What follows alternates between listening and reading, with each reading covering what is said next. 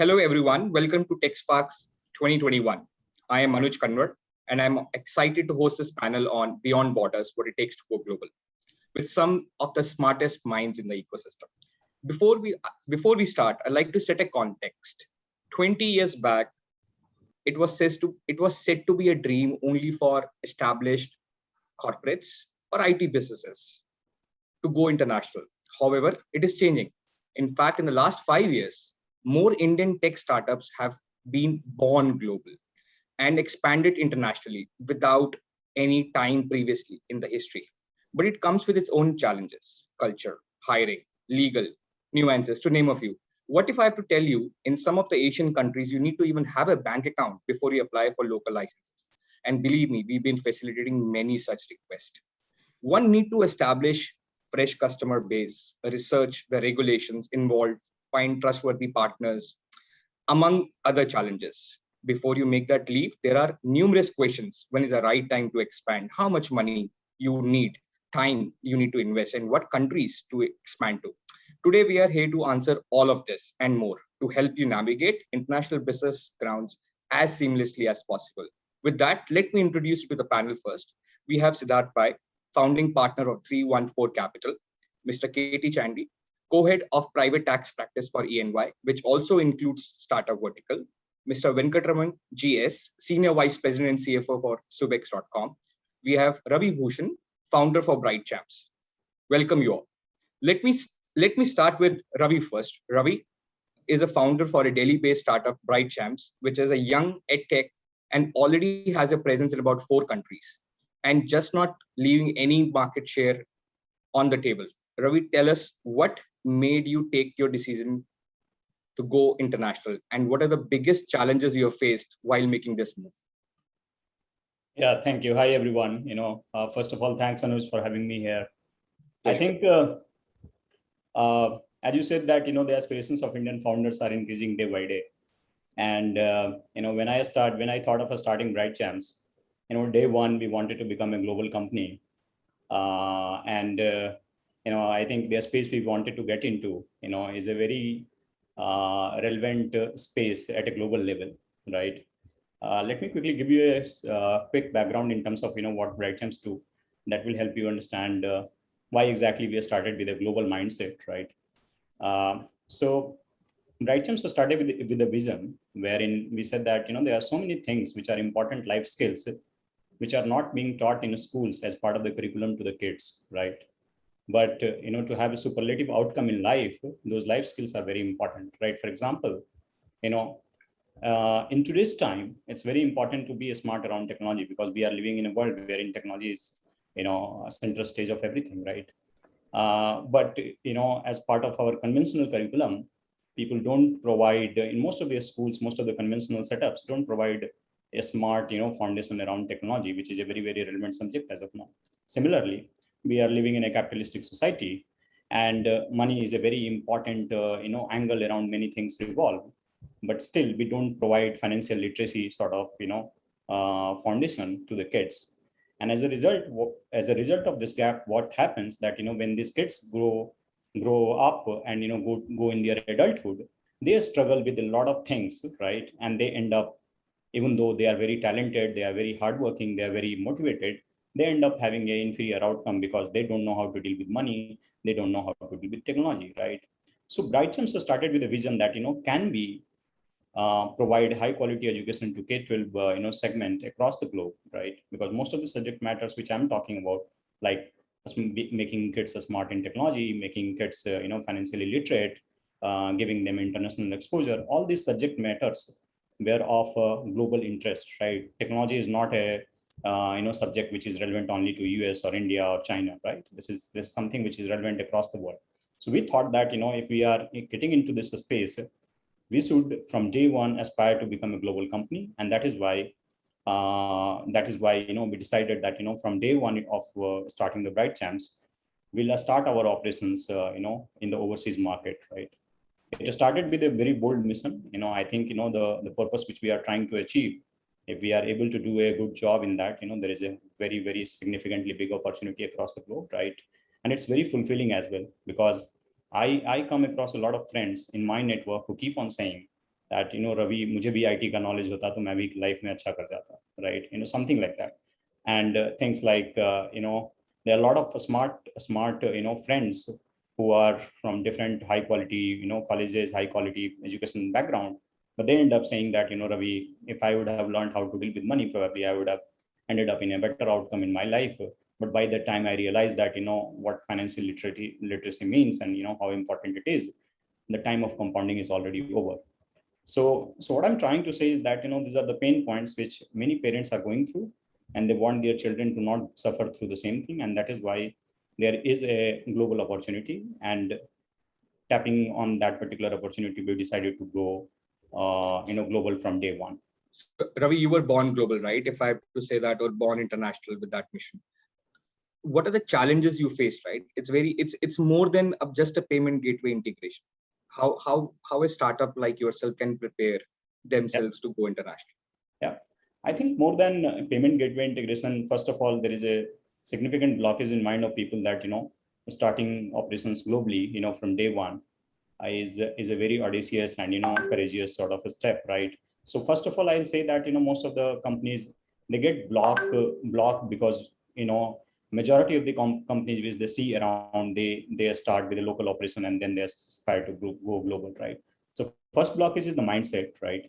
If you overcome that, I think there are a lot of tactical, hassle you end up facing, right? I remember the early days, when we started our operations in, for example, Middle East, we realized that there are a lot of small big things which come as a hindrance when you try to smoothly run the operations overseas, right? For example, some of the countries, they say that, as you mentioned earlier, to have a smooth payment system, you should have a local entity, right? There are a lot of ambiguity around how the money will flow from one country to the other country, right? There are a lot of currencies which are not supported in many of the payment gateways, and this kind of issues keep on coming, right? The other hindrance which you generally feel is that, because you are not locally present in those countries on day one, there is an element of issue of trust as well, that this company is operating from different country, right? So overcoming those challenges, which is like mindset to go global, and the second is that having a smooth operation around payments and all the money transfer and all those things, and also establishing a trust in overseas market while being present in your country is very, very important. I think these are the main one which we faced, right? But we were lucky to have superior choices in our journey, and that helped us scale really fast. Thanks, Ravi. No, that's a very candid point, and I'm going to ask Siddharth and get his investors' point of view. Siddharth, you have helped many portfolio companies to make them realize their dreams of going international, right? When do you think? I'm going to ask, when do you think is the right time to go international? Obviously there would be someone like Ravi who actually thinks international first and then domestic, but that reality may not be true for all, right? When do you think would be a right time to go international? Maybe let me start with that. Sanuj, I think the shortest mantra that any entrepreneur should actually keep in mind is always go where your customers are. That actually becomes the most important thing. So if you actually break it in terms of segments right now, when it comes to e-commerce, or when it comes to e-commerce, especially, being in India becomes essential. I think India's e-commerce policy has gone through more iterations than any of us on this call can possibly count. And actually just goes to show that having a sort of Flipkart model where you're headquartered overseas with an Indian subsidiary doesn't exactly play ball with the regulator itself.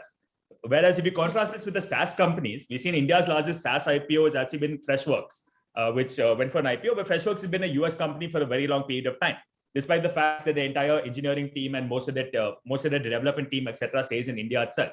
So most of the SaaS companies, the trend we're noticing right now is that all the SaaS companies are actually domiciling themselves overseas itself, either in Singapore, the US, most probably the US, because the size of the US SaaS market is so immensely large, and India has yet to actually pick up in a very meaningful way in terms of adoption of SaaS. Most of our larger companies itself actually preferred IT services companies actually coming and delivering an end-to-end solution for themselves, a little more uncomfortable, and they prefer on-prem services as opposed to a cloud service that most SaaS companies actually offer itself. So we're actually seeing this flight of talent happen from India all the way to those particular areas. But whereas when it comes to other sort of when it comes to other sort of regions, when it comes to direct to consumer, when it comes to logistics for that matter, when it comes to anything, when it comes to any of these other emerging fields, even AI and ML to that extent, the field of the place where your customers are actually becomes essential. So that becomes number one. The second point that becomes important is in terms of where your investors domiciled and where can your possible exits also come through. This is actually we've seen to a large extent, especially in AI and ML startups, where the largest acquirers of these startups are actually US companies to a large extent, and they prefer, and their M&A teams are actually more comfortable executing M&A deals between a US to a US company rather than taking the cross-border risk itself. And India has had significant issues when it comes to cross-border risk, most recently with the Vodafone case. And I think Chandy can actually speak a lot more about that. Yeah, of course. Ever since that went away, I think it's been a huge sigh of relief to the entire industry as a whole, that the old way of doing business has gone away to a large extent, and India is more welcoming when it comes to these particular aspects. So having these three mantras, where are your customers, where are your investors, and where are your exits? With regard to the investors as well, I think that the trend we're noticing right now is India has become a lot more welcoming of FDI with fewer and fewer regulations and strings when it actually comes on to it, except for e-commerce and I would say digital media to a very, very large extent. But the other burgeoning sectors, I'm actually seeing a large amount of money inflow coming in. But this also speaks to another issue, Anuj, where the role of Indian capital when it comes to the VC funding in India is actually so small. It's less than about 10% of the total capital that they actually end up raising. If you notice all the unicorns, India has seen about 32 to 35 unicorns actually grow up in this year itself. Most of the investors making them unicorns are not Indian investors.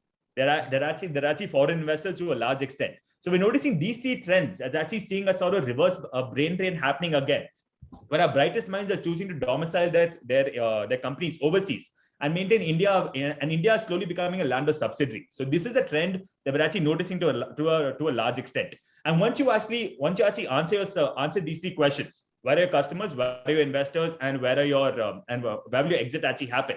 Then in that case, you can actually decide which is the best time to actually go forward. If you are, for example, a company that's actually creating new FMCG products, it's better for you to actually remain in India because your exit will happen in India itself. Your market is in India, and most of your investors, even though they're not Indian, are actually more comfortable taking a bet in this particular space. But whereas if you're on SaaS or you're on deep tech to a large extent, most of the people are actually choosing to go abroad. Whereas if you're on biotech, a large number of biotech companies are choosing to actually remain in India itself because the biotech ecosystem is so large. And most of the biotech players and the buyout funds that are coming out in the biotech space are actually increasing M&A activity to a very large extent. So it's a varied question, but I think everyone keeps his mantra in mind. It becomes far easier for them to actually navigate it themselves. So that well said, and that's the reason why I believe now I could figure out all the pitches that I have attended as an audience, why there was so much of stress on TAM, SAM, and SOM. Right? Yeah. Now I understand where it is coming from. Now, Siddharth, obviously you spoke about M&A. You spoke about an acquisition happening in an overseas market, but to do an acquisition, the company has to be there, right? They have to show some traction. They have to do some business over there. What entry barriers we have seen in overseas market? It's not very simple, right? Though, for the sake of discussion, I'll say that US probably is one of the biggest market for the SaaS companies, right? But going there would have some challenges, right? What are the entry barriers we have seen in such a scenario? One of the biggest barriers we're actually seeing in terms of quantum of capital raised in India, a seed round is anywhere between $5 to $10 million, whereas in the US, a Series A round India is anywhere between $5 to $15 million, whereas in the US, a seed round is close to $20 million. They actually get packed with so much capital from day one. They can actually outspend you to the largest extent possible. So that's actually one of the biggest barriers, which is in terms of the capital that they end up raising. That becomes number one. Number two, in terms of compliance with local laws, a number of Indian entrepreneurs choosing to go overseas always don't look at the value that their providers can actually give you. They actually look at the cost of it. The moment they start skimping in terms of cost, the compounding effect of the penalties that you actually end up incurring without actually knowing that you're incurring those penalties becomes very, very immense. And especially the moment you go cross-border, whatever compliance you have in India actually gets compounded, of whichever domicile you are, gets compounded by a factor of close to 3x in terms of the cross-border complexities. We've all seen the OECD push to actually create a global minimum tax. The amount of transfer pricing work and the amount of segregation of revenue basis geography that's going to happen for all these companies, especially as they go overseas, is going to increase considerably. It's going to end up creating a large amount of work for most of the consultants, the tax advisors, and the tax practitioners as well. But this is actually becoming the reality of the entire game. Secondly, what we're actually noticing happening, especially in some of the SaaS companies that we're seeing, is even though even though their market is in India, they're choosing to have a US domiciled entity. They're creating all their IP in India, transfer pricing it out to the US. And most of the Indian customers want to actually build an INR and not USD. So they're building the asset, transfer pricing it out, licensing it back to India in order to get revenue. The moment you add up these steps, close to 20 or 30% of the total revenue they get ends up getting eaten in terms of the transfer pricing and the cross-border costs that they actually end up incurring to a large extent, right? So this is why it actually becomes, so making sure you have a good practitioner on board, making sure you have awareness of the local laws that actually apply. Because in the US as well, even though it's a land of the free, they actually came up with something known as CFIUS, which is akin to India's foreign investment permission board, the erstwhile FPIB, where under CFIUS, there's a committee of the US Senate that actually needs to, or US Congress, that actually needs to approve your investment into companies over there or approve the M&A activity that you have to go through. The Broadcom-Qualcomm merger was one example of that. This all happened during the pandemic under President Donald Trump, but even Biden has actually continued that itself. So what we're noticing right now as borders become more and more irrelevant when you actually go by, because a company sitting in India can actually have a global client base across the entire world. Even one in Estonia can actually have customers in Australia or any other place. But the rule of regulations in terms of inhibiting innovation and inhibiting these cross-border flows is actually increasing to a large extent. So understand which sector you're operating in, whether it's a sensitive sector or not. Understand the local laws and the local competition that you will actually end up enduring. And lastly, which I think is the most important point, make sure you don't just have a PO box office. Make sure you actually have an actual headquarters with the people who are actually available over there. That becomes essential because larger clients always do a site visit in case you're actually signing large contracts. And the moment it's one office where there are, let's say, 3,000 to 4,000 companies, virtual offices, and there's virtual offices itself, they lose a large amount of confidence. So if you are actually going overseas, make sure to invest in quality advice, invest in a proper team that's domiciled over there, invest in market research for your research for you to understand whether it is right for you to go the point of time or not itself. Thanks, Siddharth. You actually are making my conversation that much more easier because my next question was to Chandy about tax and legal, and then I want to ask him about transfer pricing. But let me first speak to and ask Chandy, sir, tell us, what are the tax or the legal requirements, let's put it this way, that a startup should consider before they go international? So I would echo a bit of what, or rather a lot of what Siddharth said about understanding your business, understanding the drivers and the motivations of why you would want to be incorporated outside India or in India. So if it's outside India, and these motivations have changed over a period of time. So if you look at 10, 12 years back, the motivation was, will we get large checks in India? Will somebody write $100 million check into India and be comfortable with the shareholders' agreements, with all its clauses, the implementability of all of them? Those fears have gone away. So just to get a large check, if your entire business is in India, but to get 100 million infusion, you're thinking of going overseas, that's no longer the right reason. Second is, where is your market? So if your entire market is in India, setting up overseas, yes, you may have flexibility or you may have better realizability or liquidity, market cap, so on and so forth. But some of those issues are also getting sorted now with the Zomato listing and people appreciating that India multiples can be as good as overseas. So that reason is also not the most compelling. The last reason is really, where is your business? If your business is going to be overseas, may not be today, but over a period of time, if you're anticipating business to be equally from overseas, the talent that you require to be from overseas, the ease of cash flow, if you're looking at complex deals, etc., it may be easier to consummate them outside India.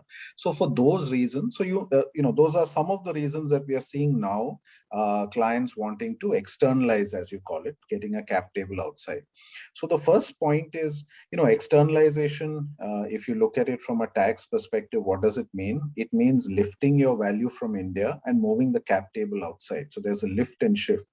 With the tax laws getting tighter, this is a tax inducing move where you lift and you shift. So therefore, before you do it, you should know that there are tax issues there. They can be planned for, but given that you're planning, what can you say, to mitigate the tax costs, there can always be a revenue scrutiny, may not be immediately, maybe 3 years later, 4 years later, so on and so forth. So therefore, when you externalize, be very clear-headed on why you want to do it and what is the driver. And there are still 50% of companies that say we want to do it because our business is outside. Our personal situation is we as founders are wanting to be outside, so on and so forth. So that's one reason. The second, if you're thinking about it, you must think about it sooner rather than later. The earlier you do it, the better. You mitigate the exposure. So once you're clear on how the trajectory of your business, you should do it sooner. Once you're a $500 million company, to do it, you will be embroiled in tax matters. May not be today, but maybe 10 years from now, or 5 years from now, you'll have issues that you'll have points that you can't answer. So that's the second point. The third, again, continuously look at substance. Even if you externalize, let it not be just a cap table, but let there be some meat there. Because if you're going to start earning income outside and there are no people, there is no substance, two things come into question: the place of management of that entity, will it be pulled into India? And secondly, when we put structures that IP is created for the benefit of the overseas entity, but there's no one sitting overseas, that hypothesis can also be questioned by the tax authorities. So therefore, to your point on, how would you look at it? Please look at it as soon as you can. The earlier, the better, and have a very clear commercial reason on why you want to do it. Not so much as I will save some tax because of the differential in the tax rates and so on. So that's what I would say. The next, think of your jurisdiction. See, in India, you have easy access to professionals because you're based here, your networks are here. When you go overseas and multiple jurisdictions, have somebody who's able to map it for you, because compliance in overseas jurisdictions is very important and it's an expensive proposition. If you go to the US, etc., I have seen situations where some of the service providers are saying, unless I get $800 per hour, I'm not going to provide services because we are full up, and the UK, the UK offices sometimes say, this is it, it's 100,000 pounds or we can't, where we would say, okay, it's a startup, so on and so forth. So therefore, be ready, budget for that. From a legal point of view, I would say be careful on your shareholders' agreements. As soon as you go outside, get it vetted overseas. Be careful on the clauses, because what you agree early, it sort of sticks with you for the long term. The next set of investors would want to have the same clauses. Some of what you would give away easily in the beginning comes back to haunt you, so on and so forth. So that's really a quick take on it. So that very well said. We are in making of billions in actual. And since you mentioned about an old style traditional ITS company, and we're going to talk about the prevailing account structure, I'm going to switch the gear here. I'm going to bring Venkat over here. Venkat is a CFO for Subex. As I mentioned, Subex, for those who don't know, is founded in 1992. Is a leading provider for business support systems that cater to 3/4 of the largest 50 telecom players globally. They listed in National Stock Exchange, Bombay Stock Exchange, you name it. These guys have been there. So Venkat, my first question to you would be, what are the biggest challenges you faced as a traditional tech company when you were looking to go international? Yeah, so interestingly, Anuj, Subex is one of the few listed software product companies out of India. I think many of the IT services companies are all services companies. One of the few listed software product company in India. But when Subex started itself, I think Subex is also like, I think Ravi was mentioning, was one of those companies which took business outside of India earlier than most of those. So it's not that we started doing business in India and then look to expand. But I think what our experience has been is, I think, while it is easier to set up operations and take your business international to developed markets like, say, Europe or US and those kind of markets, But I think the challenge is where you look to expand to other geographies, like let's say Africa, Middle East, or Asia Pacific, where there are some countries where you have a good sense of what is required, but in the many that you don't know for sure what all is required. And in our case, we have a reasonable share of business coming in from Africa, Middle East, and Asia Pacific as well. So I think the combination, it should be a combination of factors which you should look to do if you're looking to expand, particularly in these kind of markets. It could be a combination of where you have a partner, where you kind of enter those markets through a partner and then look to expand. Or as I think some of the panelists were mentioning, you go through a customer. A customer is your source of entry into that market, and therefore then you use that as your starting point and then look to expand. I think the challenges are key. I think one is obviously to understand what does it take, as you were mentioning earlier on, right? There are some geographies or some countries where you need to have a bank account in place before you can set up operations, or there could be some other geographies where you might be able to set up operations fairly easy, but then repatriation of funds become extremely challenging because you might be able to get customers to pay for you in local currency, but then you need to get the monies repatriated. You find that it's not as simple, and then you need to go through a number of regulatory approvals before money can be transferred. And of course, I think it comes with all the attendant challenges around transfer pricing and those kind of agreements being questioned itself. What are the tax implications for some of these geographies? So I think, so it is combination, I would say. I think depending on the geographies you're getting in, it could be partner-led, it could be customer-led, or you could go in direct, but then understand the environment, because compliance costs are fairly expensive in many of these geographies, because you could always, and what we've experienced is, it's not necessary that you need to have your subsidiaries set up in every single country you're operating in. We operate in 90 plus countries, and I hardly have 5 or 6 subsidiaries. So it's not necessary that you need to have subsidiaries for every single country you operate in.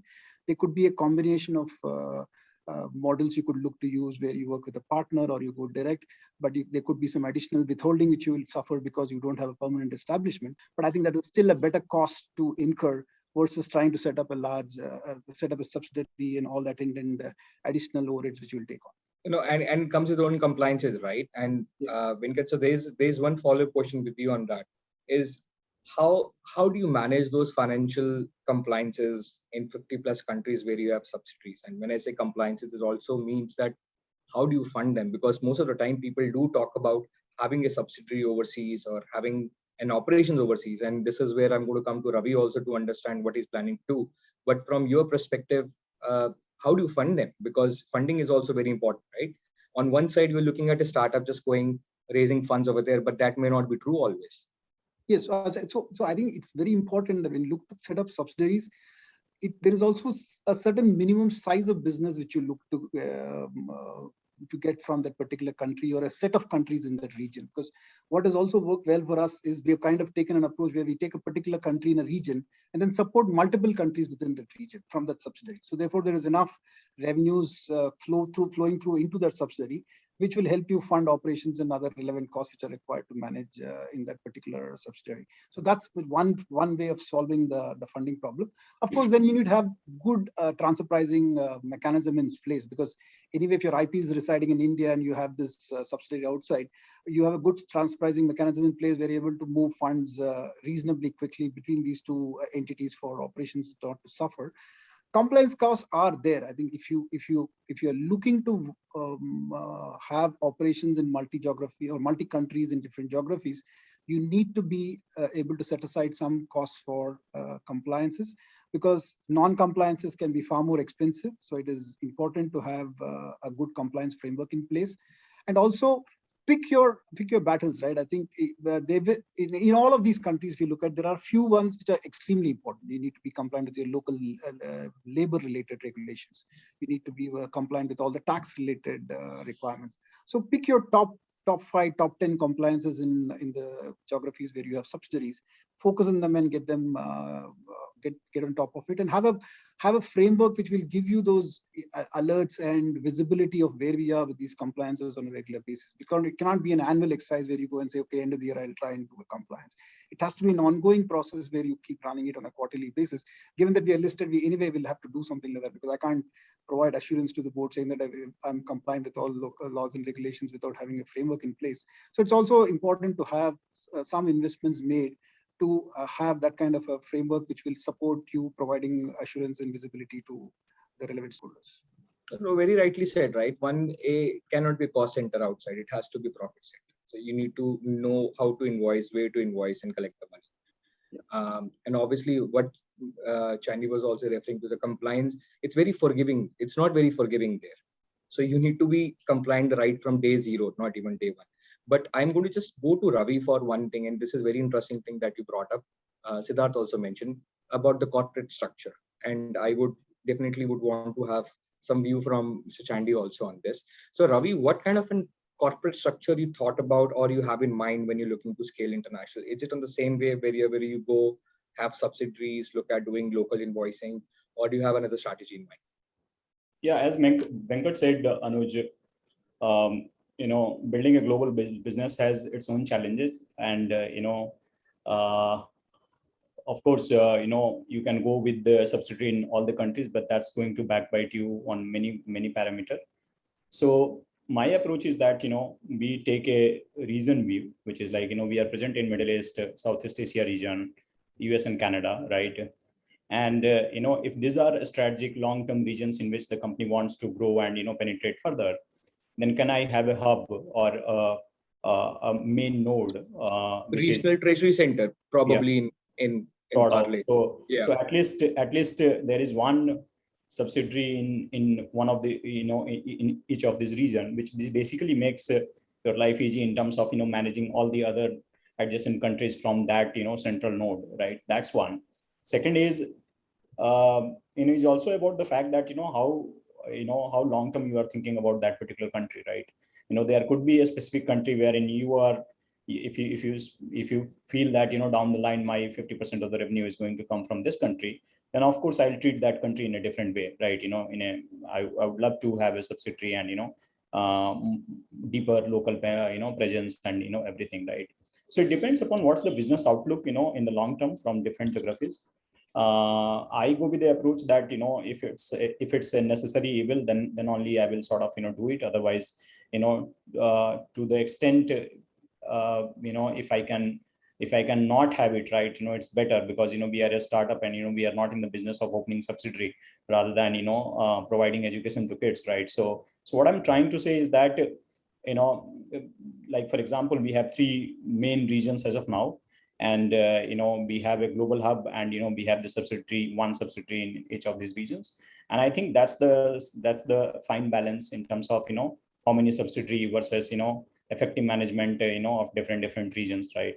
That is the approach which we have taken, right? It also solves a lot of payment and other issues, because there are within a region, if you have a local presence, right, there are some of the things which becomes smooth for you. Otherwise, from one region to completely different region, I have seen that there are deeper issues, and solving then sometimes we have also realized that we have a very good market, but because we don't have a smooth solution around these things, we end up losing money on the table, because of those hiccups, right?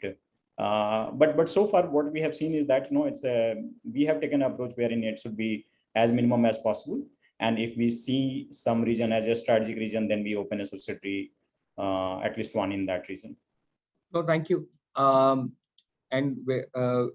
Sandy, what is your view? What kind of a corporate structures you are seeing specifically with respect to startups? Maybe if you can quickly talk about that. If there's anything indifferent than what we have discussed right now, there was a trend where everybody was looking at having a holdco company outside of India. I think that seems to be changing, but would love to hear more from you. I'm not an expert. Yeah. See, holdcos are still there. It's the trend has come down. If previously 80% of companies were thinking of it, now only 40% are. And those 40% are motivated by business reasons. So holdco outside is there. But if you're based in India and your business outside, we are seeing regional headquarters being set up outside. So if you want to look at the Far East, set up in Singapore, cover a few countries under that, set up subsidiaries only where business is of substance, as has been mentioned, or where there is a compulsion to set up business, so on and so forth. So the structures we are seeing are effectively what has been spoken about. Regional holding companies where it will suit or serve the purpose. If you're going from India, and if you're going from overseas also, you would need blocker entities, an entity that takes care of multiple subsidiaries and so on. So it's the experience is fairly similar. One of the trends that we're actually seeing in the early stage itself is a number of just for the want of a payment gateway, the ability to actually get foreign payments. There are companies actually creating subsidiaries for this foreign subsidiaries for the sake of a bank account. We all know that there's a very large global payment provider that allows you to create a subsidiary, I think in about 7 minutes or something, as a US Delaware entity. And that ease is actually seducing a number of entrepreneurs who just believe that even though my business are here, my operations are here, I'll just have a billing entity in the US or something, collect all the money and just transfer the money back to my account as though I'm doing like a UPI or an IMPS kind of transfer. These are very dangerous actually, because the moment they actually end up getting caught in the crosshairs of this, the ability, just the RBI fines and everything that gets attached to it, the fact that they're not compliant with local regulations and the income tax angle that arises also, it becomes a very toxic miasma from which the startup can't actually remove itself. So the one piece of advice I have to all the entrepreneurs over here, just because the process seems easy initially doesn't mean that something can get out. It's actually like, it's either like the Chakravarti from Mahabharata or it's like Hotel California. It's easy to get in, but it's next to impossible to actually get out of that. So anyone looking to explore these kind of structures, don't just read a blog post or something and believe that you've actually understood these complex laws. Make sure to actually reach out to someone who has cross-border expertise. Make sure to reach out to bankers who can actually guide you as to the ways to actually make this work in India itself. India has EFC accounts and numerous other ways to actually explore getting Forex into the country. So don't sacrifice the entire business just for the sake of some short-term convenience that actually comes in. If it was that convenient and that easy, every single startup in the entire country and the entire world would actually be doing that. The fact that they're not means that there's some hidden variable that people haven't actually considered. And it behooves the entrepreneur to actually explore those hidden variables out and to get comfort on that before they actually go make such a dramatic decision. Very, very well laid points, Siddharth. And we have, Mr. Chandy, this one is for you, one of my last question. And we have heard so much about transfer pricing being discussed in this panel. Maybe can you throw some light around where does the transfer pricing first of all come in play, and what are the things that a startup should keep in mind when it comes to transfer pricing? So the concept of transfer pricing is arm's length, that transactions between related parties should be constructed as they would have been between unrelated parties. So the arm's length nature of it. Now, this is, this has become a crucial point globally. If you see OECD, BEPS, base erosion, profit shifting, all of this is around transfer pricing.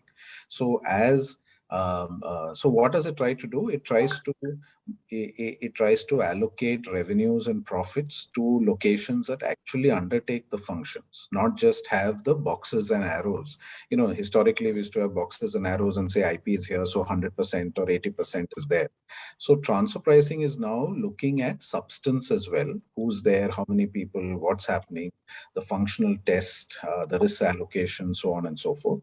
So it's as startups set up overseas through a subsidiary or branch or presences outside, they must know how much profit and revenues to leave in each jurisdiction, because it's not only India, it's all jurisdictions have transfer pricing, and all are aligned in their approach. It may be individualistic, but all are trying to pull as much revenue into their own country as possible. And therefore, it's at cross purposes with what another country would want to do. So therefore, having a proper analysis of what your functions are, what the risks are, and because of which revenues and profits sit in a particular jurisdiction, it's quite critical. Now, startups sometimes take comfort under, we are too small to be on the radar, etc. But the sooner you do it, or else you may have to change revenue models, business models as you go forward. So transfer pricing is crucial. It's here to stay. All countries are alive to it. And you'll need to have substance in jurisdictions to be able to allocate profits and revenue to it. Thank you, Shandy. And people who are listening to this, they know where to go and whom to reach out to. It's a matter of let it be managed by subject matter experts. And this is very interesting. This conversation can go on for hours, but I know I'm just keeping an eye on the watch, and maybe this will bring me to the last question that I'm going to ask around. Let me start with Siddharth first, very quickly. Siddharth, domestic versus international, does it affect the startup valuation? More than the domicile of the company, Anuj, it's actually whether it's actually which sector you're operating in and where your customers actually lie. So long as both those things are actually, if your majority of your customer base in India and even though your headquarters in the US, you will actually be, your valuation will be similar to an Indian company, won't be similar to a US company. Investors also are not going to be seduced by where your PO box is, or where the money hits the bank. They actually look at where the money is going to be spent. So I think that's a very strong criteria, very strong principle that everyone should keep in mind. So very rightly said, if you want to go international, if your business is there, right, and your customer is the most important. Thank you so much, Siddharth, for this. Mr. Chandy, I'm going to ask you, obviously we have discussed, we discussed transfer pricing, we discussed corporate structure. I'm going to ask you one more time, what are the 2 or 3 things that you would want a startup to keep in mind before they even start looking at going international? I think it's a quick recap of what all of us spoke about. It's what is the motivation to go outside and clarity on that motivation, and just comfort with the promoters that is the long term, because moving everything back to India, flipping it back is also a difficult choice. So therefore, the motivation to go out should be clear. That's point 1. Point 2, get proper advice if you're not setting up ab initio overseas. If you're doing it once you're set up and then you're flipping over, be sensitive to all the regulations that can come and bite you, if not today, a few years later. And 3, be careful of all the shareholders agreements that you put in place with investors, what you give, what you don't give. Just because you're able to draw up shareholders agreements with clauses that can be implemented doesn't necessarily mean that you go and put all of them in your shareholders agreement. So I would say these 2 or 3 startups should be careful about, and get proper legal and professional advice is important. Thank you, Mr. Venkat. A question for you. Obviously we've been partners for a long time, so I would definitely like to take this opportunity to thank you and get some experience, or probably ask you what has been your experience of dealing with a global bank. That's one. And secondly, what is your suggestion to the startups as a corporate when they're looking to go international? Okay, so I'll take the first one first. So I think our experience with HSBC has been pretty good. I think particularly for us, given that we have operations in a lot of countries, let's say in Africa, Asia Pacific, Middle East, which many times are not necessarily supported by all the typical foreign banks. A network like what HSBC has got helps us. Or even, for example, sometimes we have requirements in LATAM, which may or may not necessarily get supported by some of the other banks. So that kind of helps. So I think choosing a bank with kind of a network which is well spread out, particularly if you have requirements to be present in multiple countries across the world, I think is very important. I think that kind of helps you your operations to go smoothly. In terms of picking, I think for startups, I think as I think it's been spoken about by the other panelists. I think those 2 or 3 things should drive. Where is your customer? Where are your investors? And how do you see your business growing? I think that should drive decisions in terms of how do you want to go, how do you want to take your business international? And of course, I think the structure part, I think Mr. Chandy has spoken at length in terms of how you want to keep it in a manner which is simple, and you don't do it to meet a particular problem and then look to undo it with some other problem later on. I think it's very important to look at it over a period of time and not necessarily look at it as a episodical or a point in time solution to whatever problems you're facing at a given situation. Thank you, Mr. Venkat. Ravi, over to you for the last question. We've started a relationship recently, and other than helping you with a global account opening done seamlessly digitally, what would be your expectation from a bank with respect to your international operations or a global operations? Let's put it this way, very specifically. Yeah, I think startups has an advantage because of their speed, right? And whoever they want to partner with, they look forward to a very flexible and speedy sort of execution from their partner, right? My experience with HSBC has been pretty good on that side, and I think you folks have created a startup, focused solution, which is also really helping. My expectation from, banking partner, from a startup, as a startup founder, will be that, there should be agility, there should be, a speed in terms of execution, things should move very, very fast. And the second thing is that, they should be able to understand the pain point of, young startup, which is like, they are not, sort of human capital is not, available for each and every specific nuances, right? Because their focus is in terms of more in terms of, building a strong product market fit, establishing themselves, as a early stage company, and then growing really, really fast, right? So if there is a partner who can take some of their headache and, provide the solution and, be very fast the way they want to grow, that will be very, very wonderful, right? No, thank you, Ravi, thank you, Venkat. My only 2 cents as a conclusion would be, without the right preparation, the process can be long and tedious. That's the only thing I would say. And probably HSBC would be the only bank on the street who would not have opened the international network. Once again, thank you all for taking the time out. I'm sure the audience has a bunch of wonderful insights to take home. Enjoy the rest of TechSparks 2021. Stay healthy, everyone, and thank you so much for taking the time.